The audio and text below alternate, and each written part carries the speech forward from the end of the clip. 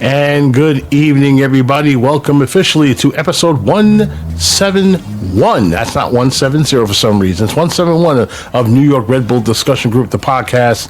I'm one of your hosts, Garry Redmond. Pleased to meet you all. So what are we going to be talking about tonight? Well, the first things first, we're going to be talking about how New York Red Bull went down to South Beach, came back with a point. And it was a very impressive one against arguably one of the best, staff teams out there. And that is, of course, Inter Miami CF, and how they walked away from that. And, of course, we're going to talk about New York Red Bull 2. They played this weekend against New England Revolution 2, and Mr. Santos decided to, call game at the in crunch time and got himself 2 points. Of course, we're going to talk about New York Red Bulls versus Pittsburgh Riverhounds. They're going to play on Wednesday. CF Montreal is scheduled to play on Saturday, and I'll be more than happy to give you the preview as well if Lanre cannot make it. So, as always, boys and girls, if you happen to miss the live show, which is happening right now, always remember you can catch the recording on the YouTube channel or Spotify.com, which has been our home from the very beginning. Our new episodes upload every Wednesday night, every morning at midnight for your listening and watching pleasure. And of course, you can also catch up on any prior episodes as well. And do not forget, we'd like to hear from you. Okay, if you have any questions about our comments about the podcast, or guests, or any topics that come up, please don't hesitate to email us. NYRBDG, the podcast at gmail.com is the email address. Once again, NYRBDG, the podcast, one word, at gmail.com. We always read your comments long after we sign off for the evening. And, long after we sign off and everything else. So, we had a pretty good weekend here in Metroville. I mean, 4 points, okay? 3 for New York Red Bull 2, 1 point, of course, from our friends, of course, at New York Red Bull, which means, by the way, we also won the weekend, which means NYCFC lost. And shockingly, 2-0 loss to the team. So they didn't score any points. We scored 2. So you know what that means, boys and girls? That means we get to blow the horn. And with that said, let's please do so and just get things started. And so, to say blow that horn. Okay, and for the second straight weekend, we win the weekend. So without further ado, let us bring, of course, Miguel Nunez from his wonderful home in New Jersey. And until Lanre steps on, our special guest, ladies and gentlemen, the one and only U.S. Open Cup sicko himself, Michael Battista from New York Soccer Journal and the Cup U.S. Gentlemen, good evening. Thank you for joining me. Welcome aboard. First of all, let's talk about the 2-2 draw in Miami. Before a single ball is kicked, Miguel, what was your thoughts on this game? Michael, we're going to start with you. Yeah, no, my thoughts were I expected Miami to control possession. I expected Red Bull's defense to kind of struggle, and to those points, I was right. It's just that Ethan Horvath stood on his head. So, I mean, it was exactly the type of game I expected up until Rubalcaba scored a goal. Miguel? Yeah, I mean, I guess we're lucky to have gotten out there with a point. It's a good point. We went down to their brand new stadium, and we had to. Our guys had to withstand their Barcelona play at times. They just couldn't put it away. I'll take it, but let me tell you, Ethan Horvath saved our butts yet again. Okay. Let's talk about that. I hear the word lucky over and over and over and over again. Why do you feel that they were very lucky? Well, let's just say that they were fortunate that they weren't blown out of, didn't get walked out of the club, or was, for what I saw, in the first half, Red Bulls were the better team. It was the second half that was a concern. The second half, the Red Bulls should have gotten blown away, but they didn't. they were hanging in there, 2-1, hanging in there, and then once again, Julian Hall with another magic play. He might be, you know, if he might be the MVP up to this point in the season. Okay? Would you say Adrian Mehmedi is not that far behind? Because it was his dancing around in that box that got him that second goal. I mean, it was boys against men, but the boys held their own. I mean, I was thinking that maybe after this season, because I hear a lot of talk about both of them moving on to bigger and better clubs. Why not sign these guys to multi-year contracts and build around those guys? Does that sound feasible, Michael? I mean, do you see them as the future of this club? No, because their time at this club could be short. We can't build the future around this team because these guys are doing very well. Interest is going to be high. It's hard to say in the future because you never know what's going to happen with these guys. Yeah, that is very true. I mean, big clubs keep start knocking and start throwing big dollars around, and the next thing you know, off they go. Europe, Michael is right about one thing. Europe, of course, is the big stage that everybody wants to ply their trade. MLS ain't there yet, and unless they make some seismic changes as far as player structure, pay, and what have you, getting something that you've said, Miguel, over and over and over again, getting better talent, across the board. Maybe that's the reason why they changed the schedule from fall to spring. To get many of those ballers in. This is what's going to happen. MLS is just like any other league. There is a selling league. So we talked about, of course, naturally, Inter Miami and, of course, the Red Bulls and how it went down and everything else. So here is the match recap for that one. Down into brand new, spanking new stadium. It kind of feels weird saying it twice, but then again, here's the match recap. 2 for Inter Miami. They get us underway in the old pink strip, attacking from right to left. They have to come from behind against Austin FC, and they have been good on set pieces this year. 4 goals in those situations. Inter Miami, they go short on this one. Messi, wrong foot to defender. Inside the area, on his left foot across, and should have been smashed home. What a miss.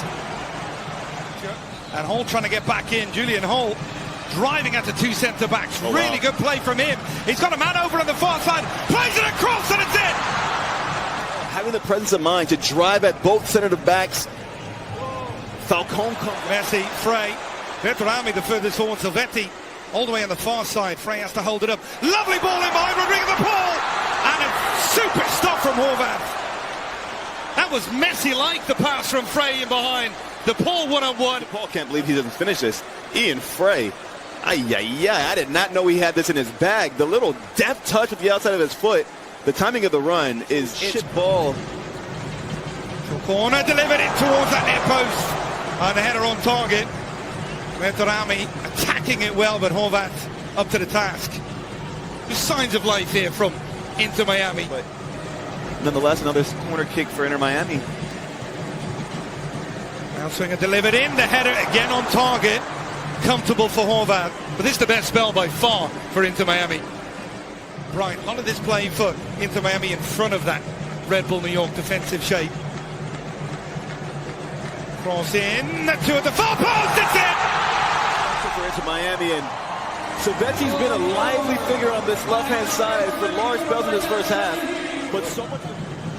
The ball, Messi riding the challenge. 2 inside the area, it's in! Finally! To Miami, and so when they win possession, just look how many bodies they have swarming this space. Messi's able to find a little bit of a pocket, but because there's so many attacking players, Red Bulls are dropping their lines. They have center mid. Right, Doncor still has it. He's got options out wide. Cowell, can he cross this time? Yes, he can. Dane St. Clair, and the rebound is in. Plays in Doncor. Look at the top of your screen, though. Looks like Cowell just goes slightly too early and puts himself into an offside position. But the rest of it, And with this shift, right, as much as we're complimenting this shift for Inter Miami because of how it gives them natural width, it gets them more attacking players in favorable positions centrally, that one ball that can bypass their midfield can cause them problems. If Red Bull can be clever with their press and their passing to open up space, there are gaps to be exposed in the way that Inter Miami are trying to attack with the ball. I'm just waiting on the referee. Now Rosendo Mendoza back on the field, and we'll hear his decision.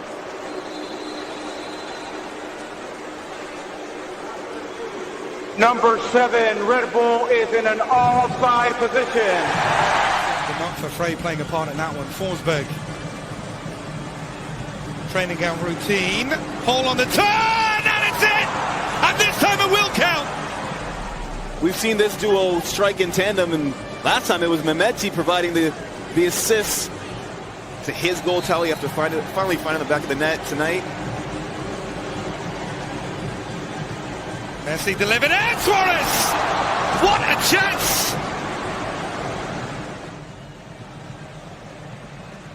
It's the second time in this half. Oh, Messi on the turn. Messi tries to play it across. Suarez! Horvath with the side, the rebound. Horvath again! And it's bundled over the line! Flag is up! Flag is up! Look to the right of your screen. Messi is just slightly in an offside position, just beyond Jaquil Marshall-Rutsey, and that's what in the end is going to take away this goal. But look at Ethan Horvath in goal. I mean, New stadium looking to be christened with its first real magic Messi moment. Lionel Messi! And again he's denied by Horvath. What a second half display from the goalkeeper. It's just so difficult because it's...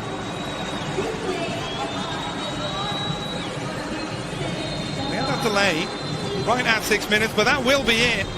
The full-time whistle, a back-and-forth affair into Miami and Red Bull New York.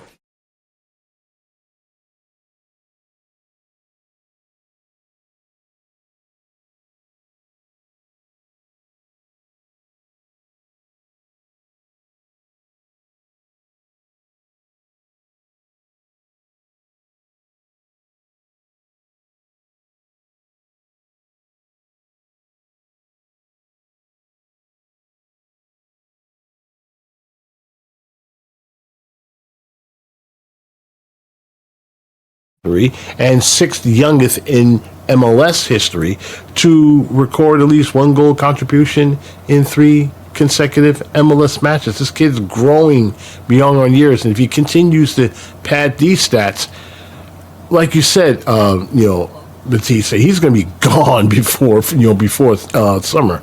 The Manhattan, New York native tallied 2 assists in a single match for the first time in his career. He's the 7th younger player to record 2 assists in a match at 18 years and 18 days old. Hey, fellas, what were you doing at that age? 18 years and 18 days old. I mean, I was probably playing Call of Duty at that point or going to high school. Like I was just trying to graduate high school at that point. I mean, he's amazing. This kid is obviously amazing. The winger has an assist in back-to-back matches. Forsberg delivered a second assist in the season, his 18th of his career. And goalkeeper Ethan Horvath. He was a good Ethan Horvath this time around. He made 5 saves on the night, which is the most saves he has made in a single match in his MLS career. Okay. Okay. Miguel, thoughts, man. I mean, is this match impressive to you, or meh? Your thoughts, man. I'm sure it is. It is impressive to me because they managed to grab a point down there. They got stifled. Was it last week when their stadium opened? Okay, so you bet that they wanted to win or even stuff us. That the fact that they did, we got out of there with a point. I'll take it. Okay, but though Horvath had to stand on his head. Okay, I will take the point and run, Garry. Okay? That's what I've been telling everybody. Just take the point and to get out of Dodge. I mean, Michael, the stadium looked impressive, even from TV, pink everywhere, and everything else. But you have a team that for the second straight time, a team on the road came in there and snatched the point, from the Pink Palace. Is it a microcosm of because they're playing in such a brand new stage and they want to look, perfect in front of the home folks? Or this is not the Inter Miami team that was, this is not what we think they are this season that they were last season. Remember, they're the defending champions, but I saw a team that was, that Red Bulls ran around in the first half. Too bad it wasn't sustainable. I mean, what's your thoughts on that? I mean, is the fact that, is it because they, they were a little tight on that end, or you're not believing the hype? Garry, I don't follow Inter Miami. I don't know. I mean, you've seen Inter Miami from bits and pieces. Don't you need to follow them, but looking at the Red Bulls, I mean, they were determined not to get curb stomped this time around. I mean, my thought process was, okay, the Red Bulls were a different team this time around. They're not the sad sacks they were last year. Maybe it would be a little different this time around. So, based on that, based on the results, do you agree or you not agree? I mean, I agree. I think also New York has a game plan more than likely, and Inter Miami, I guess, is just still. Inter Miami's defense is also just as bad as Red Bulls right now. I mean, they've allowed a lot of goals this season through how many games? They don't have many clean sheets. I think it's just New York playing a system that they're sticking. Yeah, it's the best I can say for them because they're. If they're going to play the young guys, they're going to keep playing the young guys. Yeah, I agree. Of course, naturally, Nicholas is basically Miami's still working out the chemistry. The center backs are not that great. We barely have center backs of our own, so somehow they should have punched through our armor. And it goes, Zorro, the bench will be used more with the game and when the crunch time. And the reason for that is because my man Zorro Latino, of course, naturally, my man, the Marco. Okay, there's no other person in the group that's going to nickname with that. Got to move the bench to integrate as a team because there's a long season and injuries can happen. Of course they do. We also don't want to burn out the young guns because their confidence is still fragile. Fragile is not a word I want to use in their confidence. I feel their confidence is sky high here. I mean, they're going up against the big boys and holding on their own. I mean, this can only help out their confidence, going forward. The only thing that I'm concerned about is come June and July, those big clubs are going to come knocking and say, okay, we want to take a look at Hall. We want to take a look at Mehmeti. And, we're going to throw you guys some, throw you guys some cash on, for these guys. I mean, is that a concern? I don't think that's going to happen because not right now. These guys are just starting to prove themselves. Right. Okay. Yeah, I can't see them going, during the summer or when the season ends. Okay. I know at the beginning of next year we're going to have that shortened season. Okay. Mm-hmm. Maybe in the summer after that, one of them will be taken, but I don't think both. So you know what? I think they're going to be here. I'm going to predict they're going to be here for 3 seasons. 3? That's kind of generous, don't you think? This season, the shortened season, 3, and then the season after that. I mean, I agree with you. You want to be able to build around it, but as Michael said, I mean, how do you build when you got big clubs snatching these guys? Okay, at one point we all said the same thing. When we had Miazga and all those young guys, from Red Bull 2 making a splash, and then what happened? Gone. Okay, Miazga wanted to test his mettle, with Chelsea, which he never saw a minute on the pitch, as we all figured out. But this is going to be the destination. But how do you what is the big complaint that we have about Red Bull? They can't keep their young starlets together for a long time. Yeah, and one of those, just a couple games. I mean, I agree, Lanre, but here's the deal: why not build? I mean, you can't just go after big name ballers all the time. Who obviously are not going to be available, and then obviously don't want to join this club. But you have something intangible for the first time. People are excited about this group that they're looking at right now. So why not lock those guys up? Because we don't know if Emil's going to be here next year. Doubt it. We don't know if Chupo is going to be here next year. He's got an option. Yeah. Excuse me? Emil has an option. Why would he not Emil has an option, but will he be here? I mean, where would he go? Well, let me ask you this. He's a captain here. He's in a major market, and he's definitely a team leader. He's more likely to stay than Chupo. Okay, I agree with that. I agree with that. I mean, Chupo, he's an enigma to me. I mean, he plays like he wanted to be here, but his head someplace else. I mean, he's the first one out the door during press conferences. I mean, I see him with his family just off and running. I mean, because his head is already out the door. But yeah, both of them are unfortunately no longer national team regulars. I don't think they're ever going to get called up again. They may have aged out. Forsberg did not really feature in the local qualification process for Sweden, and then Chupo was left out of the local qualifying playoff, and also the AFCON for Cameroon. So those guys are unfortunately kind of passive, I would say.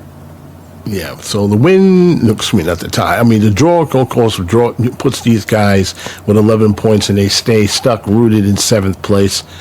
Okay, it's not great, but then again, hey, it's a lot better than where they were last year, which is pretty much in the same position.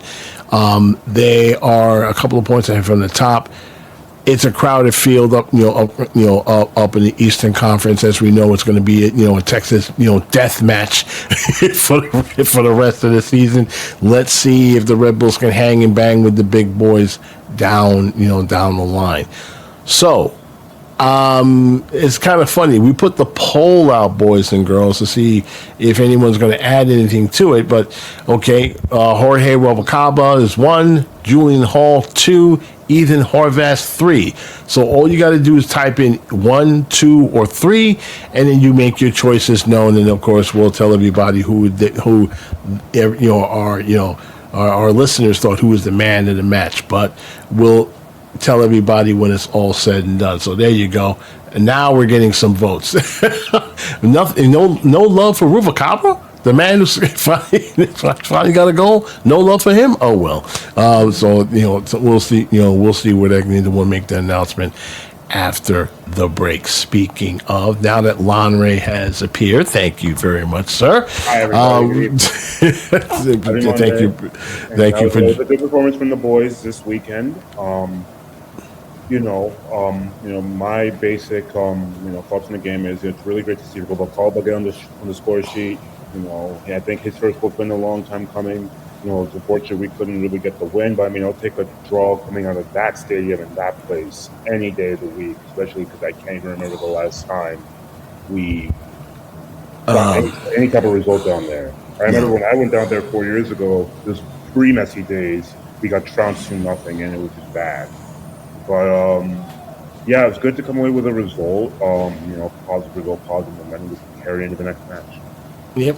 Okay, so 4 points in his last 2 games, and now it gets a little dramatic because it's Open Cup sicko time. We have the U.S. Open Cup against a team that has won the U.S. Open Cup championship last year, and this is the second straight team, the team that the Red Bulls will face. Have won the title. Will they be able to rise to the occasion and move on to the thing? Rise to the occasion, or will the road team, which is known as the Riverhounds, come up with the road surprise? We're going to talk about that. As a matter of fact, Lanre is going to break it down too, along with Michael, who is the pretty much, I would like to call him a sicko. I mean, he lives for this for this thing.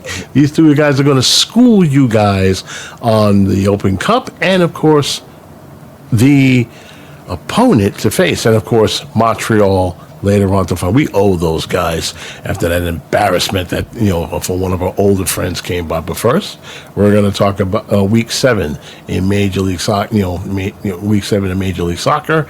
Stick around. We'll be back in about 30 seconds.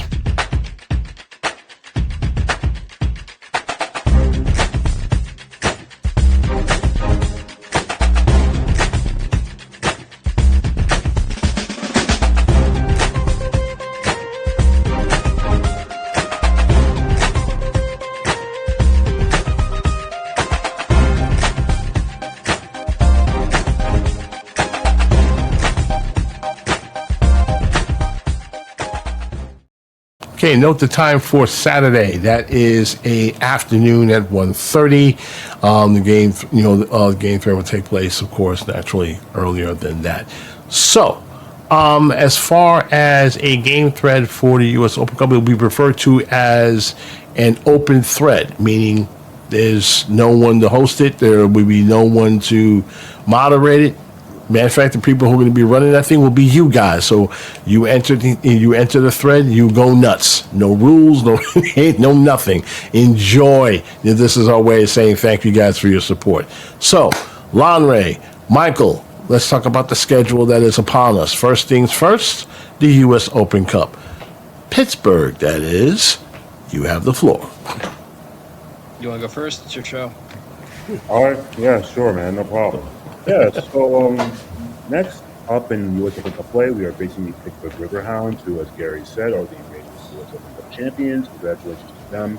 They've been such a huge role model club in USL for many, many years.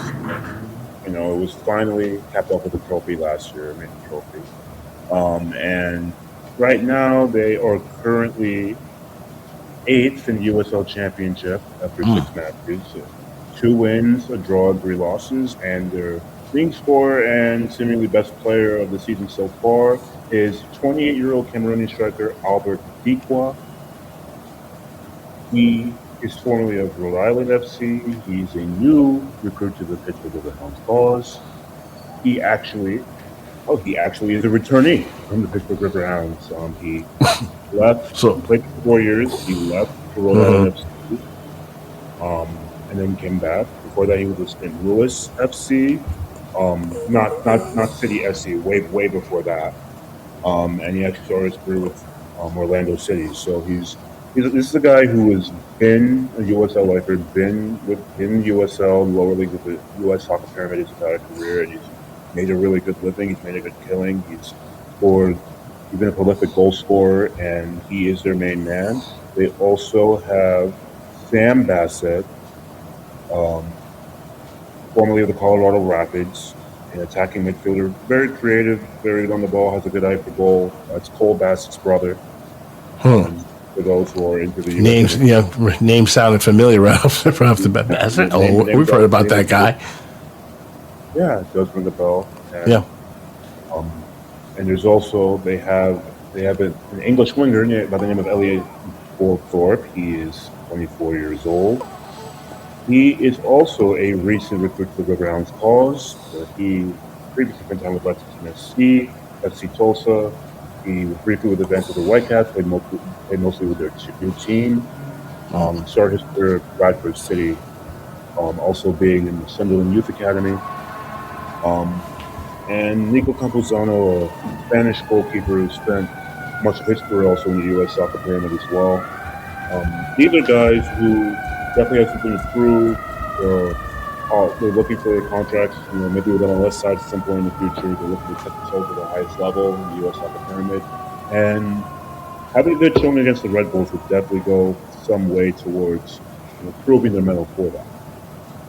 Okay, what are the intangibles that you see, Red Bull? Of course, after they're going to be the favorites for this team, particularly with one they're playing at home, and of course they're a much more better side than the USL side.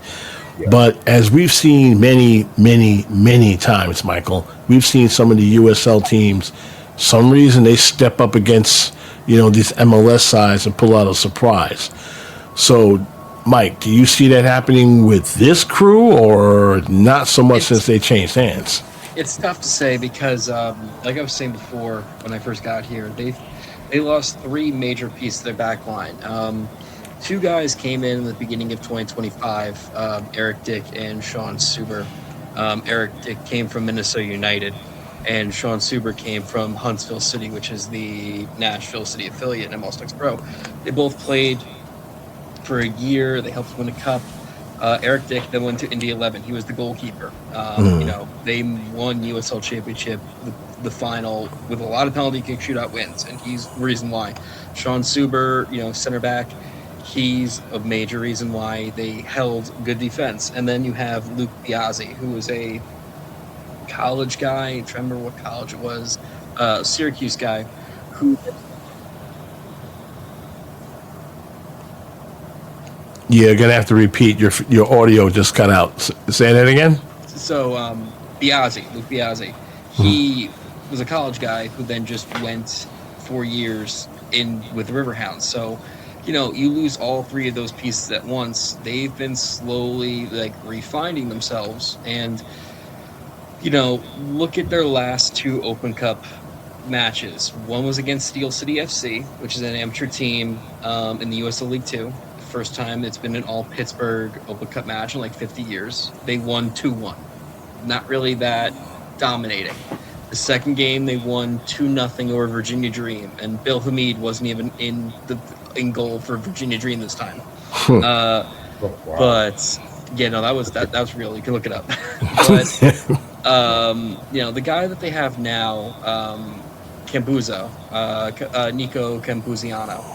He was a Spanish guy, 28. He's good, but he's still trying to find himself. And this is all factoring that Red Bull's definitely rotating, but their rotation means they're going to start Eric Max and Choupo-Moting possibly. So that's a rotation. Oh boy. I'm just trying to consider that this is a team that isn't fully... I don't want to say function. It's not fully clicking yet because they're 8th in the East. This is a team that's still trying to figure out what a not Bob Lilly team is, because this team, Bob Lilly left with 4 weeks to go in a very Bruce Arena fashion, and we don't know what happened with him. Now, what's his name? Can't remember his name. Why am I forgetting his name? Rob Vincent, who, if you guys don't know, Rob Vincent has been a lifer pretty much at Pittsburgh Riverhounds, and he scored a goal against Red Bull's U23 in the 2014 Open Cup when they played at Highmark Stadium. So there's a little bit for you. But the overall, Rob Vincent, he knows this team, but he's still trying to build this team. So I think Red Bull, I'll say it out loud. I want to see a cup set. I always want to see a cup set. I'm sorry. I don't care. The cup set goes behind my Red Bull ties, but I will say I don't see it happening this one right now. All right, Miguel. We've seen Open Cup games where you think you have figured it out, and then the unexpected happened, and we're walking out with eggs in our faces. You see this happening Wednesday night, or nah? You got confidence that they'll go through to the next round? No, the Rebels should be the favorite. Okay. They're at home. They, theoretically, they have, the players of a higher caliber. Okay, those are for Garry. Okay, because we can definitely lay an egg and go out. Out of the cup right now. But let me say this: if there's a competition that the Rebels can win, it's the U.S. Open Cup. We've been saying that for years, man. We've been saying this for years. Okay. I would pray that they go all out. Okay. Okay. Just to get. The main starting 11 right now, they should go with that. Okay. Yeah. And be dead tired when they go up north. I don't know. The look on your face, Lanre, was priceless. I know you had some. Go ahead, Miguel. MLS Cup in okay. Okay. So, if we lose the next game in MLS, who cares, man? This isn't the Premier League where every game counts. Like it's life or death. My only question, I agree with you. Yeah, I agree with you, Miguel. But my only question is, and this is for all you guys, including all of our listeners here, what's it going to take to make this cup competition as big as maybe the FA Cup? I mean, this is, one of my pet peeves, okay? It's our national championship for the sport. Why isn't this, in a higher ceiling, like all the other, intercontinental, championships? Why isn't that the case? Is it, U.S. soccer putting it down? Is it because there's not enough money? We know how much money the winner actually makes. It's a paltry sum to many of MLS's, paychecks and such. Should be a little bit bigger than that, but. Why isn't it? It's like every year, most people just shrug their shoulders. Even our supporters, they're like, I'm not going to. I mean, they're going to play at home, and I'm willing to bet that it's probably going to be less than 5,000 fans. I mean, is that a stick in your craw, Michael? I mean, do you feel that that's a problem? Do you want to know when U.S. Soccer made money, some of the broadcast rights of the U.S. Open Cup? When Lionel Messi joined MLS and the game was on CBS, and that really pushed those rights up. And you know what MLS did? They threw a temper tantrum real bad. And of course they did. And now teams don't take part in the Open Cup anymore. And Inter Miami hasn't been back in the Open Cup since they made the final. Wow, isn't that a crazy coincidence, isn't it? Let me get some tinfoil hat on right now.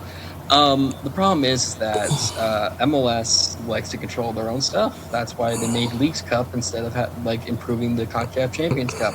That's why they'd rather have trying to corner the soccer market. But go ahead. Yeah, exactly. Unserious burger league.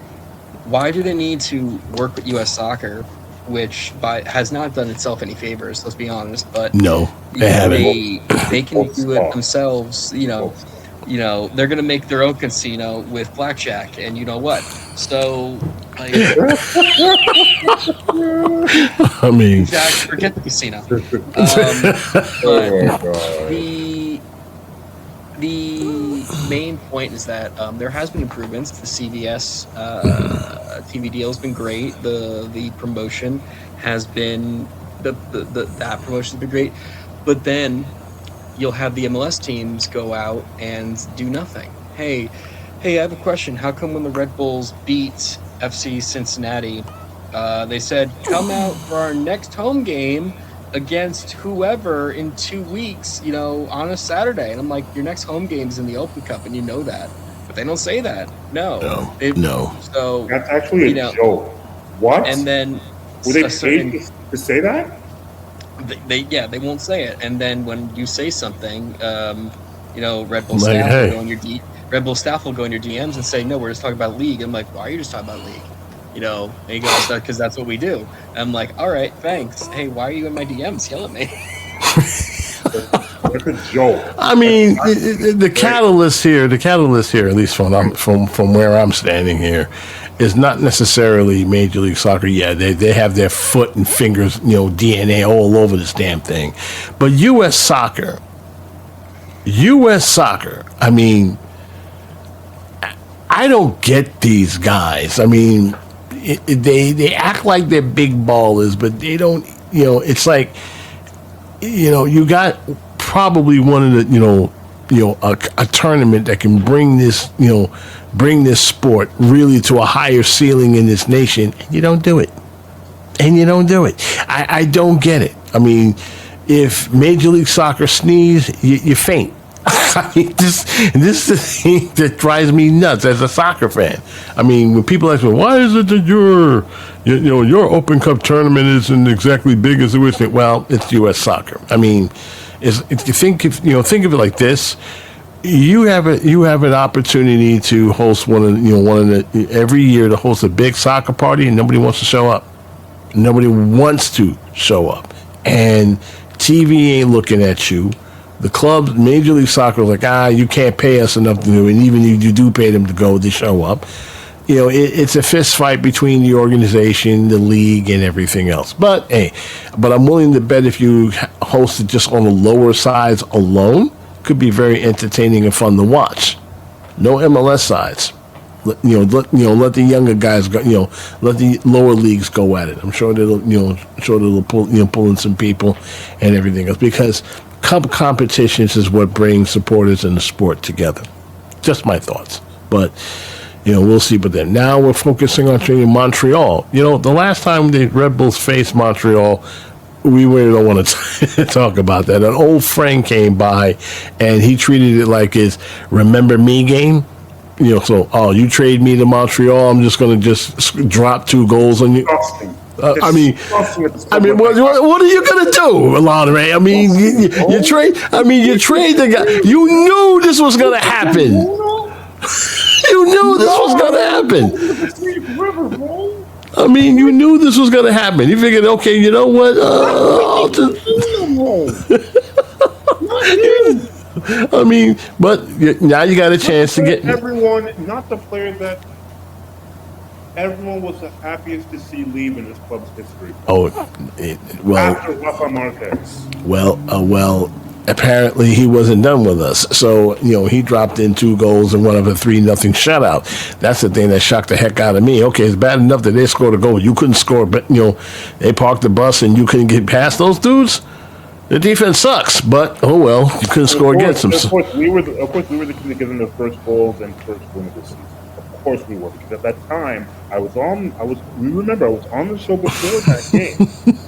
Yeah, we were receiving that game, and we at the time Montreal, I believe, had lost all 3 of their games by combined 0-3, right? And then all of a sudden, of course, who do they get their first goals against? Who does Michael come on to score his first goal forever against? Who do they beat? The Red Bulls. You can't make this up. Can't make this up. But then again, this is what the Red Bulls. But this is what the Red Bulls do from time to time. They tend to, they don't just bow down to the level of their teams. They just simply go under their feet. This is. How do you explain the 6-1 destruction at Charlotte? They're hot and cold. But then again, we talked about this with this squad, right? We knew there were going to be games like that in Charlotte, okay, where they're going to be running up the wall and they're going to be walked out the club. That's precisely what the heck happened in Charlotte, okay? But Montreal, there was, this is why I say, good teams win, great teams win, period. So there you go. But it's obvious we owe them. Again, the last time we faced them, Lanre, you took a good look at their stats, and you shook your head unimpressed. Like, okay, you're probably wondering even today, how the heck did we lose to this squad? I mean, go ahead, man, you have the floor. You're wondering how the hell we lost to this. Oh, by the way, they fired their head coach. Yeah. Since then they have fired their head coach. It's actually right. Can you believe that? And of course, ever since that game, they've lost 4 straight all over again. Their last game being a 2-1 loss to the Philadelphia Union, who themselves have been historic levels of bad to start the season. And I, for one, am thrilled about the Philadelphia Union's demise. Unfortunately, we are not facing the Philadelphia Union. We are facing the Montreal. We are facing CF Montreal. I have a bet. The only win came against us. Miguel, I have a bet going. We face Philly, we lose. We face Philly, we lose. Again. It is the history of the Red Bulls. I mean, I swear. But, looking for Mona, he has been one of their best. He has been their second best player if you go by Topmouth match rating, which is insane to even think. There's Ivan Jaime, the Spanish winger who's on loan from Porto. And, well, he's got a goal. And then there's that, right, and then there's everybody else. Yeah, and then there's everybody else. There's also Prince Owusu, the 29-year-old Ghanaian striker. Now, you know what, Lanre? I wouldn't mind having on the roster. I'm serious. Owusu looks good. 4 goals and an assist. I'm serious. Miguel, I'm serious. I wouldn't mind having this guy on this roster. I'm dead serious. He's a baller. Could be a nice Chupo replacement, honestly. Yeah. I'm dead serious. Get him. Because I know, I have this feeling he wants out. He wants out of that place. He wants out. Sign that dude up. That dude wants out. He's like, I'm done with this. He's like, bust me out of jail. Bust me out of jail. I'll play for $1. Yeah. Gentlemen, I do need to head off because I got some stuff to do. Listen, it was a pleasure talking with you. Of course. All right, take care, Mike. Thanks for stopping by, my man. I mean, that dude, that dude for I mean, I don't understand why they haven't had it, Red Bull haven't had a chance, maybe in the off season, to reach out with this kid. Say, hey, no. I mean, if his contract is up, sign him. If Chupo's scheduled, to walk out the door, I agree. He's a perfect replacement. You agree on that? He's young. He's young. He has a very high ceiling, and we know he has a nose for goal. I mean, there's no reason why we can't, we can't sign him. So, all right. So this entire, so this week is going to be busy for the most part. Remember, there is an open thread for Wednesday night. There's no moderator, so you guys be the moderator. You can just join in and just have fun. There's no rules. There's no nothing. Go nuts. I mean, huh? Yeah, like I said, no rules. Except for the usual house rules. No cursing, no personal attacks, none of that nonsense. We see that, you're done. Everything else, go nuts. It's I'll be keeping an eye on that, of course, while I'm in Boston, but I'm also keeping another eye on watching the game because, oh, by the way, the match is on Paramount Plus starting at 7:30. Red Bull versus Montreal will take place in the afternoon. We got another Saturday afternoon game. That's probably the reason why I'm not physically there, because I don't like to travel to Canada in the afternoon because I'm literally in Boston for the next 2 weeks. So let's talk about bowl predictions, gentlemen. Let's talk about Wednesday night. And I'm talking to everyone here, okay? Who you got? You got the Red Bulls, or you got Pittsburgh in the upset or cup set? Go ahead. Red Bulls 2-0. 2-0. Nice, neat, compact 2-0. Yep. Chupo with a goal. Yep. Okay, Miguel? I was going to say 2-0 as well, okay? That's nice. What I had in mind, Nice. So, yeah, all right, so I'm going to stick to 2-0, and the Red Bulls win and move on to the next round. I'm going to be that guy. Because I don't mind being that guy. That's how much swag I got. 2-1. Pittsburgh. Oh, no, Garry. What? 2-1. Please, Garry, don't do it. I mean, I have seen, everybody wants to laugh at this club, and I'm telling you, they are not the sad sacks you think they are, okay?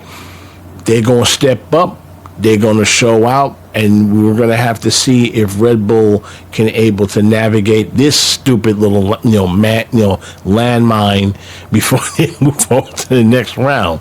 Because, hey, I mean, they, remember when they went up to Colorado, up in the mountains and the altitude and the snow and everything else, and somehow they got a goal on them. But then it's like the Red Bulls eat their spinach and said, okay, we're going to show you what a real MLS team is. And I was proud of the boys, but I think this is going to take an equal effort. You're at home. You ain't got time to deal with these dudes. So just run these, just walk them out the club. But I think Pittsburgh has got enough steel in them and dog in them to make this a game. I really do. I really, really do. I don't want to see it.